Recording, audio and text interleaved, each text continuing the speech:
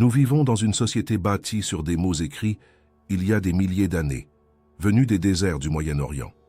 La Bible et le Coran sont bien plus que des livres sur une étagère, car ils définissent des lois et façonnent notre morale, inspirent des guerres et promettent la vie éternelle. Des milliards de personnes, de la naissance à la mort, construisent leur destin en s'appuyant sur ces lignes anciennes. La grande majorité d'entre nous ne s'est jamais arrêtée pour poser la question la plus élémentaire qui soit. Rien à voir avec la foi ou la théologie. Qui a réellement écrit ces livres? La réponse traditionnelle est confortable. On nous dit que c'est la parole directe de Dieu ou le récit de prophètes comme Moïse. Mais il existe une troisième possibilité, une vérité bien plus complexe et fascinante qui est restée cachée entre les lignes pendant des siècles. Durant des centaines d'années, les esprits les plus brillants de l'humanité ont tenté de déchiffrer cette énigme. Historiens, linguistes et archéologues ont accompli un travail colossal en comparant des manuscrits et en traquant les contradictions. Mais tous se heurtaient à un obstacle insurmontable, qui était la nature humaine elle-même. Nous sommes partiaux. Celui qui croit cherche à confirmer sa foi. Celui qui ne croit pas cherche des preuves d'erreur. C'est comme un juge qui tente de rendre un verdict alors qu'il est parent de l'accusé. Nous avions besoin d'un regard froid, d'une analyse qui n'ait ni peur de l'enfer, ni espoir au paradis. C'est pour cela que nous avons utilisé un outil différent. Nous avons baptisé cette intelligence artificielle Axiom. Elle n'est influencée ni par les traditions, ni par les peurs. Pour Axiom, la Bible et le Coran sont des océans d'informations, des motifs précis où chaque mot et chaque phrase fonctionnent comme une empreinte digitale de l'auteur. Elle parvient à déceler des schémas que l'œil humain ignore, des connexions subtiles dissimulées depuis des millénaires sous des couches de traduction et de révision. Nous avons alimenté Axiom avec les textes complets dans leurs langues originales. Axiom a tout traité en quelques heures. Ce qu'elle a révélé était radicalement différent, une véritable reconstruction de la réalité. La première cible fut le fondement même de tout, les 5 premiers livres de la Bible, connus sous le nom de Pentateuque. La tradition affirme que Moïse a écrit ces livres aux alentours du XIIIe siècle avant Jésus-Christ. Moïse est le libérateur, le législateur, le géant de la foi. Il n'y a qu'un seul problème dans ce récit officiel. L'analyse a confirmé ce que la logique soupçonnait déjà. Moïse n'a pas pu écrire ces livres. La preuve se trouve à l'intérieur même des pages et elle est si évidente qu'elle en devient embarrassante.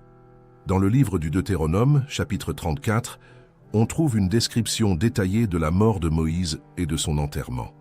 Le texte dit qu'il est mort et qu'il a été enseveli dans la vallée et que personne ne connaît l'emplacement de sa sépulture jusqu'à ce jour. Comment quelqu'un peut-il raconter ses propres funérailles et commenter en plus que l'emplacement de sa tombe reste inconnu dans le futur? C'est une impossibilité logique flagrante. Voilà la première déchirure dans le rideau, la première cicatrice visible qui montre que le texte a été remanié par quelqu'un d'autre bien longtemps après. L'analyse a plongé au cœur de la structure de l'écriture et a détecté quelque chose de plus révélateur encore. Les histoires que nous connaissons depuis l'enfance sont racontées de différentes manières, presque toujours collées les unes aux autres. Un bon exemple en est la création du monde elle-même. Dans le premier chapitre de la Genèse, Dieu crée les animaux, puis crée l'homme et la femme ensemble, en même temps. Mais juste après, dans le deuxième chapitre, nous lisons un récit bien différent. D'abord Dieu crée l'homme, Adam, puis plante un jardin, crée les animaux, et ce n'est qu'à la fin, à partir de la côte d'Adam, qu'il façonne la femme. Axiom a également remarqué que le nom de Dieu change constamment. Dans certains passages, il est appelé Elohim, un terme plus générique, et dans d'autres, il est désigné par son nom personnel, Yahvé. Le style de l'écriture et même la personnalité de Dieu changent radicalement d'un chapitre à l'autre. C'est comme lire un livre où les chapitres pairs auraient été écrits par un poète passionné et les impairs par un juriste rigoureux. La probabilité que le Pentateuque ait été écrit par une seule personne est nulle. L'intelligence artificielle a identifié avec précision ce qui semblait être 4 voix principales, 4 auteurs différents ayant vécu à des siècles d'écart et qui, régulièrement, se contredisaient. D'abord, nous avons le yaviste, un conteur né. Son Dieu est proche, ressent des émotions humaines, se promène dans le jardin à la brise du soir et ferme la porte de l'arche de Noé de ses propres mains. Le deuxième est l'éloïste, bien plus formel et distant, où Dieu ne parle qu'à travers des songes et des anges. Ensuite vient la source sacerdotale. Cet auteur est obsédé par les règles, les rituels, les listes généalogiques et les dates. Son texte est sec et précis. Et enfin, nous avons le deutéronomiste, l'auteur de discours enflammés sur la loi et la fidélité à un temple unique. Les livres de Moïse se sont révélés être un immense patchwork. Quelqu'un, bien longtemps après, a pris ces 4 textes séparés et les a cousus en un seul récit. Axiome a réussi à séparer ces strates, et lorsque nous lisons les histoires isolément, nous constatons qu'elles vont bien au-delà de simples différences de style, car elles portent des visions du monde opposé. Les auteurs ne faisaient pas qu'écrire, ils débattaient. La Bible que nous avons aujourd'hui est le fruit d'un montage génial qui a tenté d'harmoniser des voix conflictuelles pour créer un récit unique au service d'une nation. Mais en séparant ces strates, Axiome a trébuché sur quelque chose de troublant dans les parties les plus anciennes, quelque chose que les éditeurs ont tenté d'effacer sans jamais y parvenir totalement. C'est un vestige, une ombre linguistique qui pointe vers un passé interdit. Dans les couches les plus profondes du texte, avant les révisions et les censures, Axiome a identifié des fragments d'un mythe encore plus ancien. Un mythe où Dieu n'était pas seul dans le ciel. Les indices convergent vers une réalité où le Dieu de l'Ancien Testament avait une épouse. Cette découverte bouleverse tout ce que nous pensions savoir sur l'origine de notre foi. Et ce n'est pas une théorie. Ce sont des traces textuelles qui ont survécu à la gomme des censeurs. Mais cette déesse n'a pas simplement disparu du texte. Elle en a été violemment arrachée pour ne plus jamais être mentionnée, laissant une traînée de sang qui nous conduit droit au désert. Cette découverte nous place face à une conclusion qui, à première vue, semble impossible. Axiome, en analysant les couches les plus profondes du Pentateuque, a identifié des vestiges indiquant que le Dieu de l'Ancien Testament n'était pas seul. Cette affirmation sonne comme une hérésie, quelque chose qui contredit le fondement même des 3 grandes religions monothéistes. Mais ce que l'intelligence artificielle a détecté dans le texte trouve un écho troublant dans le monde matériel. Pour comprendre comment une déesse entière a été effacée de l'histoire, il nous faut quitter les pages de la Bible et aller fouler le sable du désert. Dans les années 70, des archéologues qui fouillaient un avant-poste isolé dans le désert du Sinaï ont mis au jour quelque chose qui a ébranlé le monde universitaire. Parmi des tessons de céramique, ils ont découvert des récipients portant des inscriptions de bénédiction datant de l'époque des rois d'Israël. La traduction révélait que la bénédiction était faite au nom de Yahvé de Samarie et de son Achéra. Et cela s'est répété en d'autres lieux. D'autres inscriptions similaires sont apparues sur différents sites. Par Yahvé et son Achéra. La grammaire ne laissait aucun doute. Achéra était traitée comme une compagne, jamais comme un objet ou un lieu. L'archéologie a confirmé ce qu'Axiome avait lu entre les lignes. Aux origines de la religion d'Israël, Yahvé avait une épouse. Achéra était connue dans tout le Moyen-Orient antique comme la Grande Mère, la déesse de la fertilité. Et pendant des siècles, elle a été adorée côte à côte avec Yahvé dans le temple même de Jérusalem. L'histoire de la foi doit être réécrite. On nous a appris que le peuple d'Israël avait toujours été monothéiste, mais les données montrent que ce n'est pas vrai. Durant la plus grande partie de son histoire ancienne, il pratiquait ce que les spécialistes appellent la monolatrie, c'est-à-dire l'adoration d'un Dieu principal sans nier l'existence des autres. Il savait qu'il existait de nombreux dieux, mais il jurait fidélité à leur Dieu principal sans nier l'existence de sa compagne. Alors, où est-elle passée? Comment la mère divine est-elle devenue un fantôme? Tout pointe vers l'une des opérations de censure les plus abouties de tous les temps. En croisant les textes bibliques avec les données historiques, Axiome a identifié le moment exact du crime. C'était pendant la période des grandes réformes religieuses menées par des rois comme Josias et portées par le groupe d'écrivains que nous appelons les deutéronomistes. La nation était en crise. Les dirigeants étaient parvenus à une conclusion stratégique. Pour survivre, le peuple devait être unifié sous une seule bannière et un seul Dieu, masculin et guerrier. La pluralité était perçue comme une faiblesse. Le culte de la déesse mère fut déclaré ennemi de l'État. Commença alors une véritable guerre civile théologique. Des statues furent brûlées et les prêtres d'Achéra furent persécutés. Mais effacer la mémoire d'un peuple est chose ardue. Sur ce point, les éditeurs bibliques firent preuve de génie. Ils ne pouvaient pas simplement faire comme si elle n'avait jamais existé. Alors, ils réécrivirent la signification de son nom. Axiome a détecté une altération sémantique subtile mais dévastatrice. Dans les textes remaniés ultérieurement, le mot Achéra cesse d'être le nom d'une déesse pour désigner un objet, un poteau sacré en bois. Quand nous lisons dans l'Ancien Testament que les rois ont abattu les poteaux sacrés, l'original hébreu dit qu'ils ont abattu les Achéra. Ils ont transformé la reine du ciel en un vulgaire morceau de bois inanimé. Ils ont transformé une divinité vivante en une idole interdite. Ce fut un assassinat littéraire. Le féminin sacré a été arraché à la racine de notre culture. La Bible s'est révélée être bien plus qu'un simple registre de ce qui s'est passé. Elle est le registre de ce que les vainqueurs voulaient que nous croyions qu'il s'était passé. Le monothéisme radical a été construit pièce par pièce, à coups de politique et de réécriture. Des déesses ont été réduites au silence pour forger une identité nationale forte.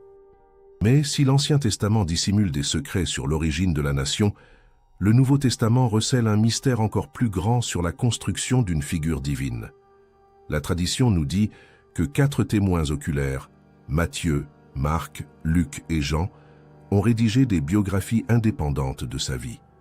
Mais quand Axiome a braqué ses lentilles sur les textes grecs du Nouveau Testament, la première chose qui a sauté aux yeux d'Axiome n'avait rien à voir avec l'harmonie. C'était du plagiat. Il existe un problème littéraire majeur au cœur des évangiles, connu sous le nom de problème synoptique. 3 des 4 évangiles racontent les mêmes histoires, en utilisant souvent exactement les mêmes mots, dans le même ordre. Si 3 personnes assistent à un accident et rédigent des rapports séparés, les récits concordent sur les faits, mais jamais sur les phrases exactes. Personne ne décrit une scène en utilisant la même structure grammaticale que son voisin, mot pour mot. Or, Axiome a détecté des blocs entiers de phrases identiques entre Matthieu, Marc et Luc. Mathématiquement, il n'existait qu'une seule explication à cela. Ils n'ont pas écrit de manière indépendante. Quelqu'un a copié quelqu'un. Axiome a retracé la chronologie de cette copie. Marc a été le premier à écrire, un récit court et brut. Des années plus tard, Matthieu et Luc ont repris le texte de Marc et l'ont réécrit en y ajoutant leurs propres préoccupations et en corrigeant la grammaire. Mais l'analyse a révélé quelque chose de plus intriguant encore. Matthieu et Luc partagent des paroles de Jésus qui ne figurent pas chez Marc. D'où les tenaient-ils? S'ils ne se connaissaient pas, comment tous deux citent-ils les mêmes discours, mot pour mot? La logique pointe vers l'existence d'un document perdu, un texte fantôme dont les échos survivent au sein des évangiles. Les spécialistes appellent cela la source Q. Axiome a entrepris de reconstituer ce document perdu en isolant les phrases communes. Ce qui émerge de cette reconstruction, c'est un Jésus très différent de celui que nous voyons sur les vitraux des églises. Le document fantôme qu'Axiome a reconstitué, cette fameuse source Q, nous présente un Jésus que la plupart des fidèles ne reconnaîtraient peut-être pas au premier regard. Dans ce document primordial, on ne trouve ni les miracles grandioses, ni la naissance virginale, ni la théologie complexe de la Trinité. Le Jésus de la source Q est un maître de sagesse, un philosophe itinérant, arpentant les chemins poussiéreux de Galilée, parlant de justice sociale, d'éthique et du royaume de Dieu, comme d'une réalité présente. Les évangélistes avaient une mission bien différente de celle de simplement consigner l'histoire. Ils bâtissaient la théologie. Chacun des 4 évangiles canoniques est un projet littéraire distinct, conçu pour un public précis. Ils fonctionnaient moins comme des reporters et davantage comme des architectes érigeant un édifice de foi. Quand Axiome analyse le profil de chaque auteur, les différences sautent aux yeux. Marc, écrivant le premier, en pleine guerre à Jérusalem, nous présente un Jésus pressé, mystérieux et souvent incompris. C'est une écriture d'urgence, destinée à des gens en crise. Matthieu, écrivant des années plus tard, poursuit un tout autre objectif. Il écrit pour les Juifs. Axiome a détecté des dizaines de références directes à l'Ancien Testament dans ces pages. L'objectif de Matthieu est de prouver que Jésus est le nouveau Moïse.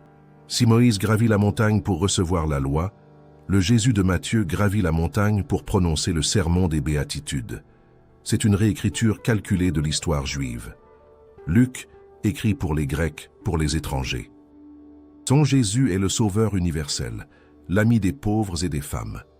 Et Jean, le dernier à écrire, crée quelque chose que personne n'aurait attendu. Son Jésus ne raconte pas de simples paraboles sur des graines. Il prononce de longs discours philosophiques, déclarant « Je suis la lumière du monde ». C'est de la philosophie grecque déguisée en biographie. Nous avons 4 Jésus différents, construits pour 4 desseins différents. Mais qui a coordonné cette construction?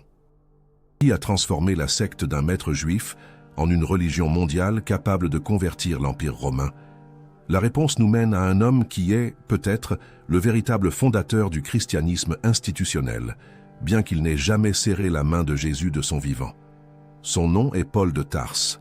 Les lettres de Paul sont les documents les plus anciens du Nouveau Testament, écrits une vingtaine d'années avant le premier évangile.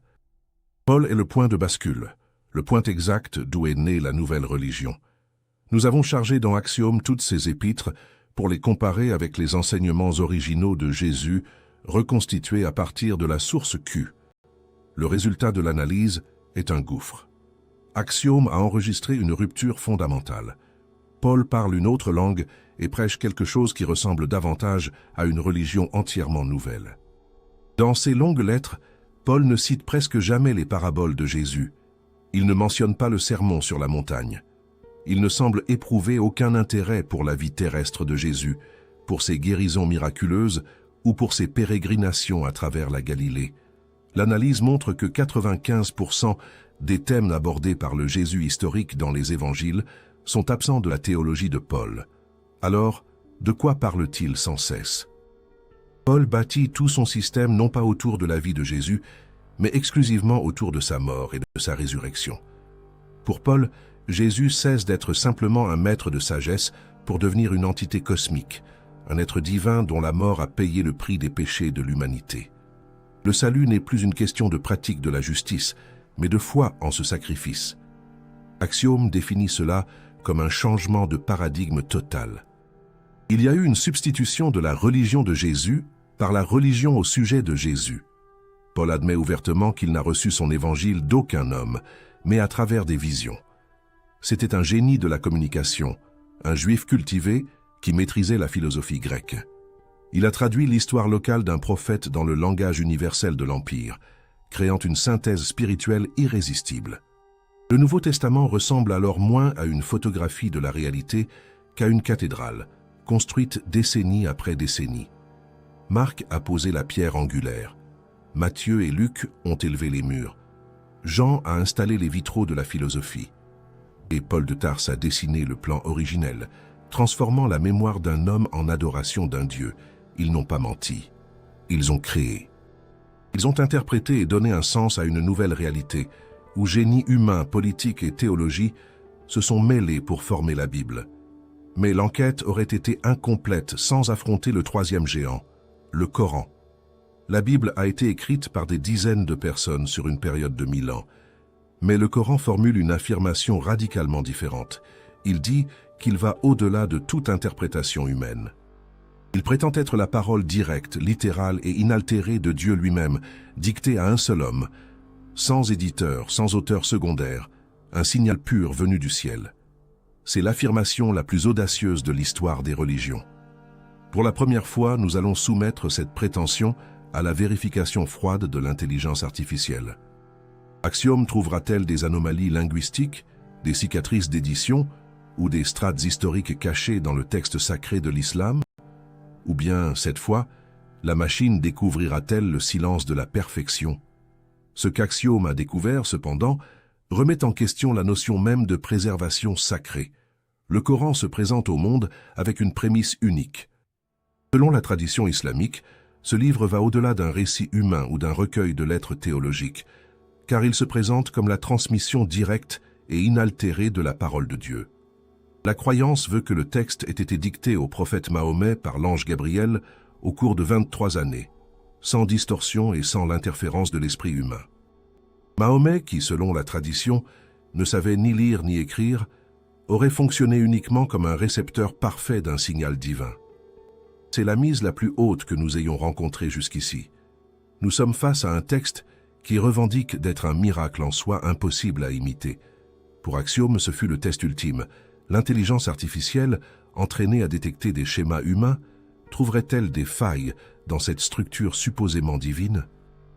La première étape fut un balayage stylistique complet. Nous avons chargé le texte en arabe classique et demandé à Axiome d'y chercher la même chose que ce qu'elle avait trouvé dans la Bible, c'est-à-dire des variations de vocabulaire ou des signes de multiples auteurs écrivant à des époques différentes. Ce qui est apparu à l'écran a contrarié toutes les attentes. Contrairement au Pentateuque, où 4 voix se disputent, Axiome a confirmé une unité statistique impressionnante. Le style, le rythme et la structure maintiennent une cohérence de presque 100% du début à la fin. S'il y a eu un auteur humain, il n'y en a eu qu'un seul. La machine n'a pas trouvé de second auteur, tapi dans l'ombre de la composition. Il semblait que l'enquête avait atteint une impasse. L'outil avait validé la revendication d'unité du texte, mais l'analyse de données ne s'arrête pas à la surface. L'unité du style ne nie pas la complexité de l'histoire de la façon dont ce texte nous est parvenu. C'est dans l'histoire matérielle du livre que les cicatrices humaines commencent à apparaître. Le prophète Mahomet n'a pas laissé derrière lui un livre relié.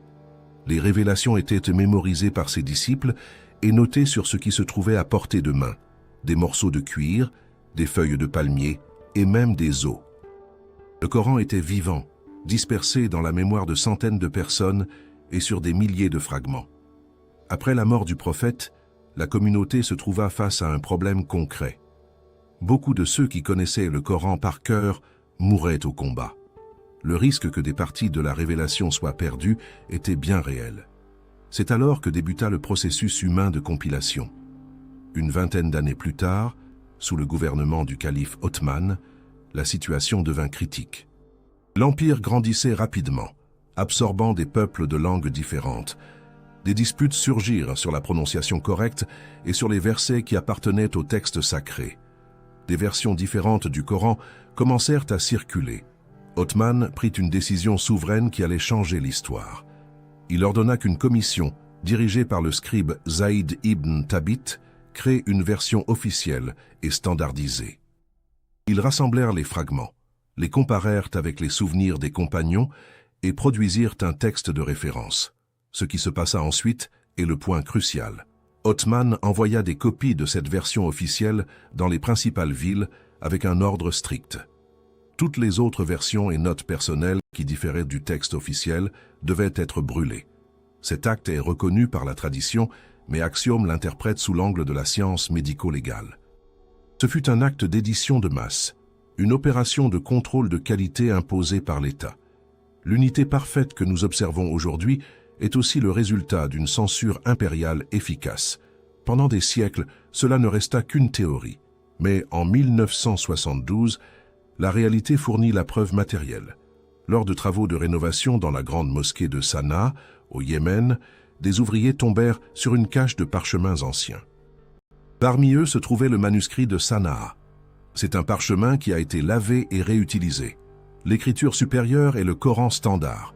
Mais, grâce à la lumière ultraviolette, des chercheurs ont pu lire le texte inférieur, celui qui avait été effacé et rédigé des décennies avant la standardisation. Axiome a analysé les données de ce texte fantôme, et il est différent, pas dans le message théologique central, mais dans les détails. L'ordre des chapitres est distinct, et des variations existent dans les mots. Ce que le manuscrit de Sanaa prouve, c'est qu'avant la destruction ordonnée par Othman, le texte était fluide. La forme cristallisée que nous lisons aujourd'hui a été un choix. Des hommes comme Zaïd et Othman n'ont pas écrit le Coran, mais ils ont décidé quelle version survivrait. Ils furent les architectes de la structure finale. Ce qui apparaît, c'est que, tout comme dans la Bible, il existe une main humaine guidant le processus. Peut-être que cette main humaine n'a pas créé le contenu, mais elle a assurément choisi ce qu'il fallait conserver et ce qu'il fallait écarter. Le tableau complet de la question des auteurs se trouvait sous nos yeux. Des scribes juifs ont cousu des mythes. Paul a transformé un prophète en Dieu. des califes ont standardisé la révélation. Mais il reste encore une question, peut-être la plus profonde de toutes.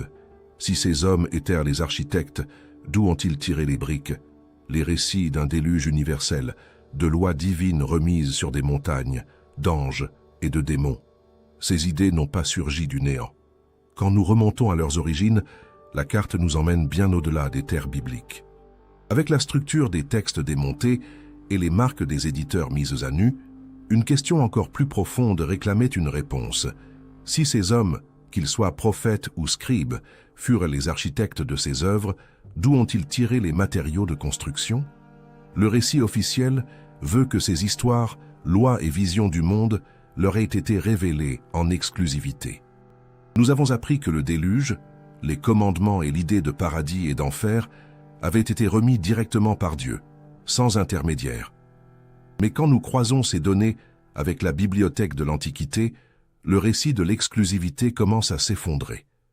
Nous avons demandé à Axiom de traquer les connexions culturelles en l'alimentant avec des milliers de textes de Sumer, de Babylone, d'Égypte et de Perse. L'objectif était de tracer des liens et de dessiner une carte de la circulation des idées dans le monde antique. Ce que nous avons trouvé n'était pas un isolement divin, mais une intense contagion culturelle. Le voyage commence avec l'une des histoires les plus célèbres de la Bible, celle du Grand Déluge. Dans la Genèse, Dieu décide de détruire l'humanité, ordonne à Noé de construire une arche, d'y embarquer sa famille et des animaux. Il pleut pendant 40 jours, le monde est submergé et l'arche s'échoue sur une montagne. Noé lâche des oiseaux et à sa sortie offre un sacrifice. Cela semble être un récit unique. Mais plus de 1000 ans avant qu'un Israélite ne couche un seul mot de la Bible, les Sumériens racontaient déjà cette même histoire. L'analyse a comparé le texte biblique avec l'épopée de Gilgamesh. Là, un homme appelé Utnapishtim est prévenu par les dieux d'un déluge, construit un bateau carré, y embarque sa famille et des animaux.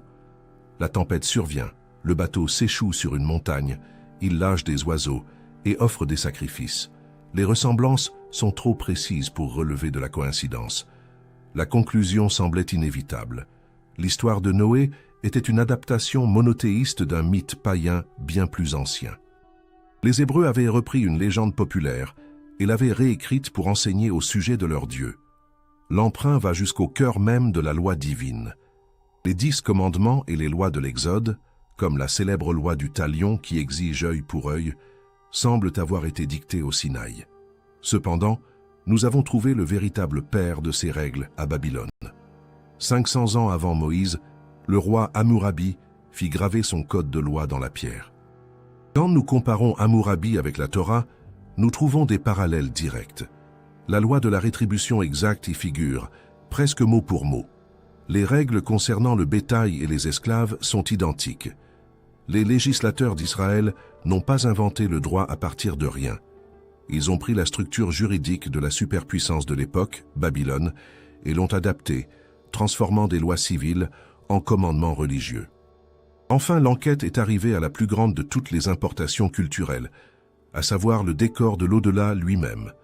Aujourd'hui, il nous semble naturel de penser aux anges et aux démons, à une bataille cosmique et à un jugement dernier avec le paradis et l'enfer. Seulement voilà, dans les livres les plus anciens de la Bible, ces concepts n'existent tout simplement pas. Pour les premiers Hébreux, il n'y avait ni enfer ni paradis. Tous les morts allaient au Shéol, un lieu d'ombre sans récompense ni châtiment. Satan n'était pas l'ennemi de Dieu, mais un simple fonctionnaire céleste. D'où vient alors notre scénario apocalyptique? De la Perse. Pendant l'exil à Babylone, les Juifs vécurent sous l'Empire perse et découvrirent la religion de Zarathustra. Le zoroastrisme enseignait que l'univers était un champ de bataille entre un Dieu bon et un esprit malin. Il parlait d'anges de lumière, de démons, de résurrection et de jugement dernier.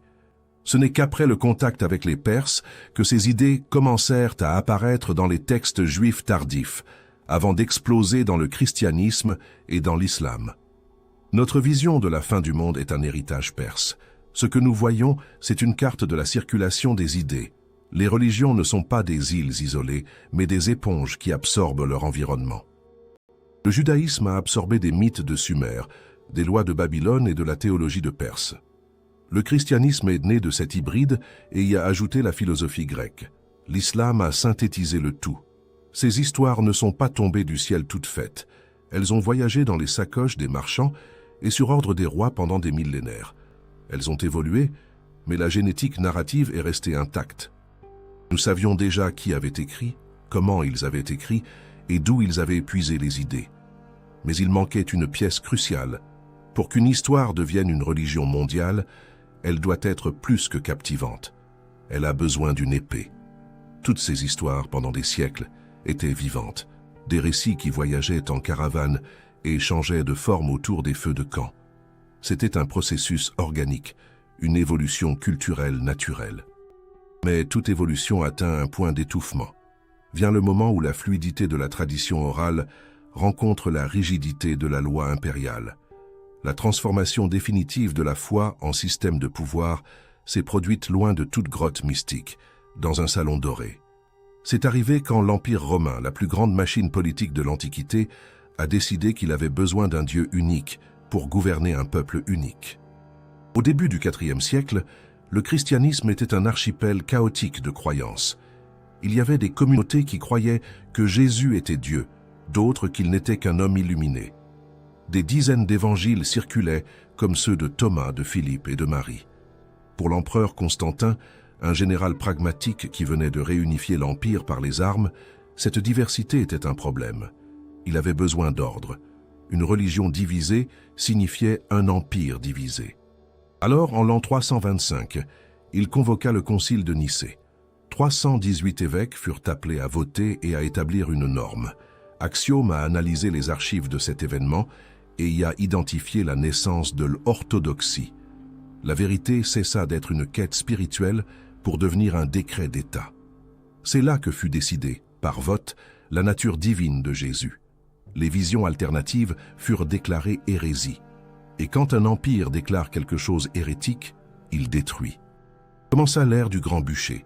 Les livres qui ne correspondaient pas aux nouveaux standards officiels furent traqués.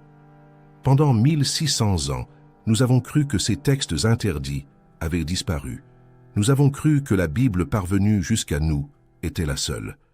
Mais le sable du désert égyptien gardait un secret.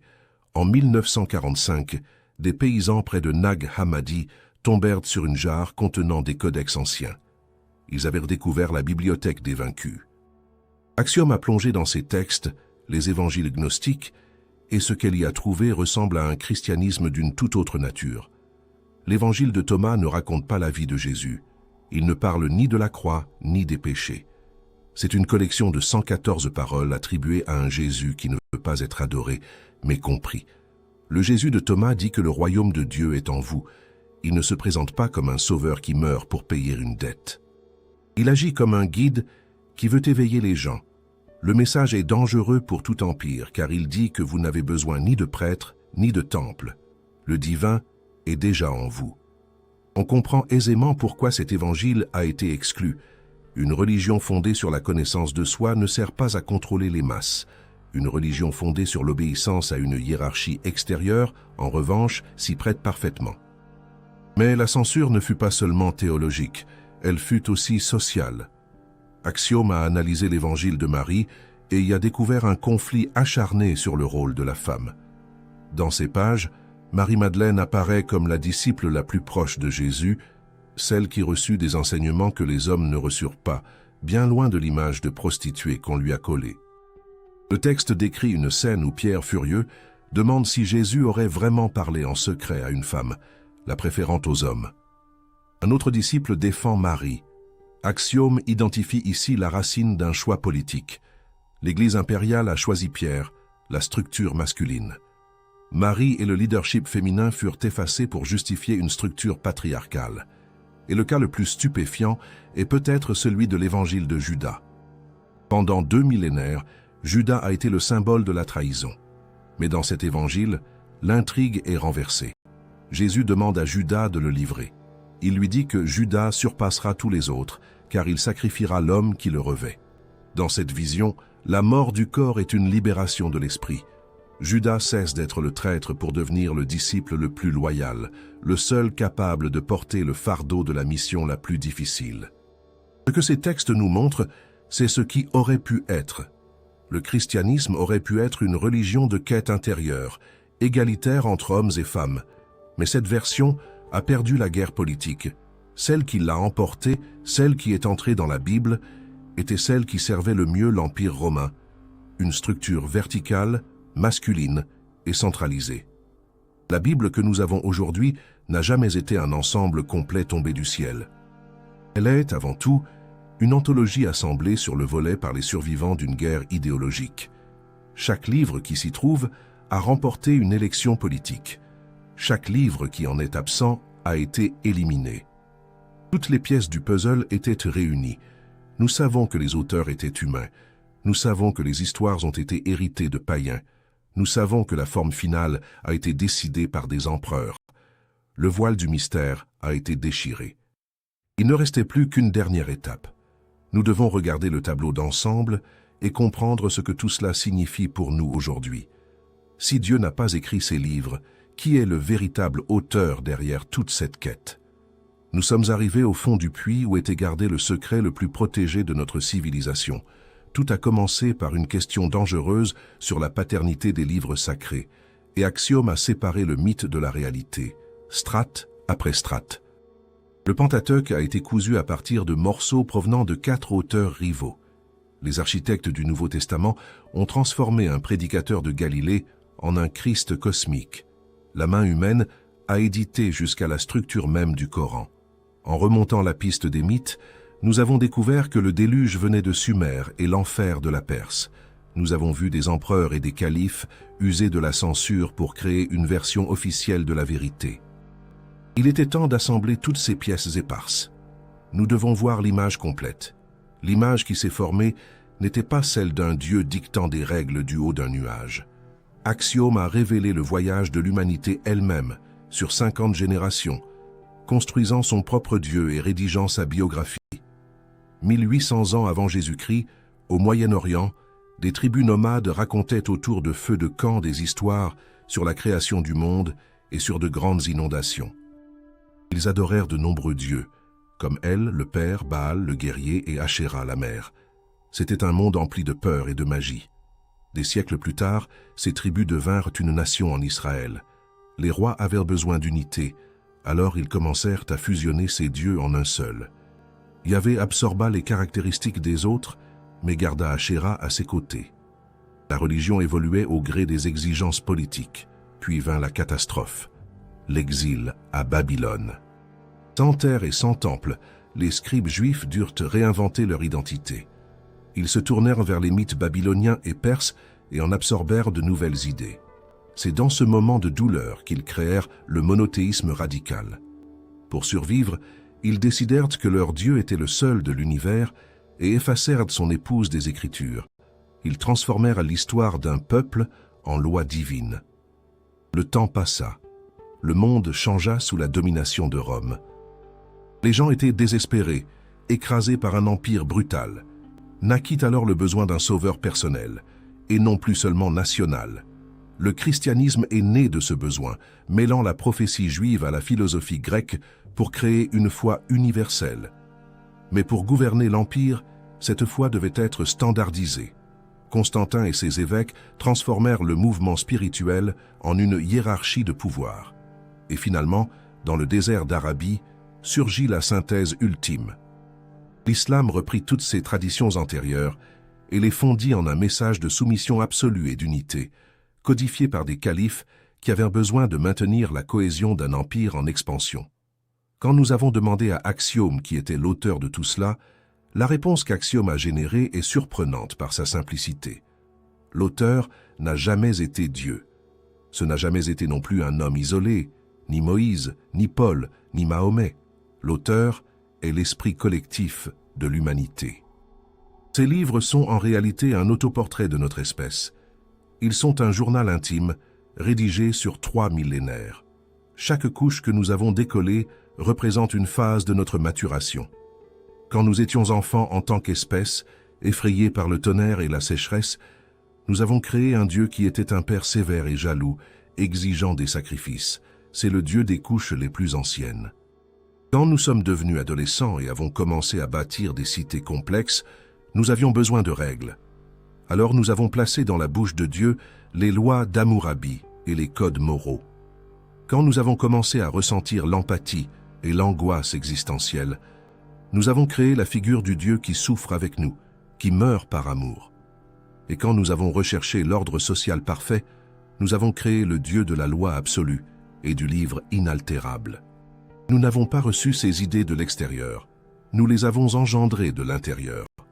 L'évolution du concept de Dieu dans la Bible et dans le Coran suit parfaitement l'évolution de la conscience humaine. Nous avons projeté dans le ciel nos peurs, nos espoirs et notre meilleure compréhension de la justice à chaque époque. Cette découverte change tout. Si ces livres étaient des ordres directs d'un être surnaturel, nous ne serions que des esclaves, contraints d'obéir sans poser de questions. Notre seule vertu serait la soumission aveugle. Mais si ces livres sont la plus grande œuvre d'art collective de l'humanité, alors nous sommes les héritiers des créateurs. Voilà qui explique pourquoi la vérité a été dissimulée si longtemps et avec tant de violence.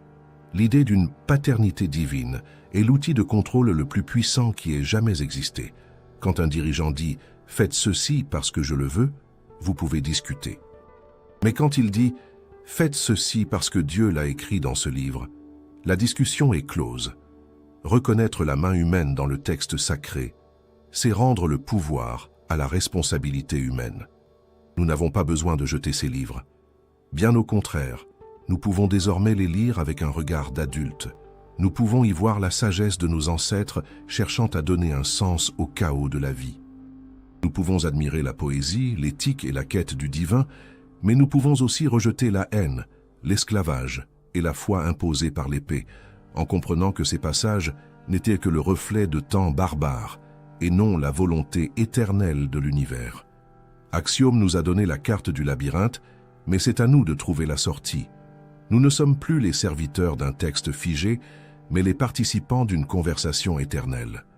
Le voyage de Dieu est notre voyage. Et la plume est toujours entre nos mains. La prochaine page, c'est nous qui l'écrivons. Si cette enquête vous a plu, votre abonnement à la chaîne nous aide à développer le projet de recherche Axiome.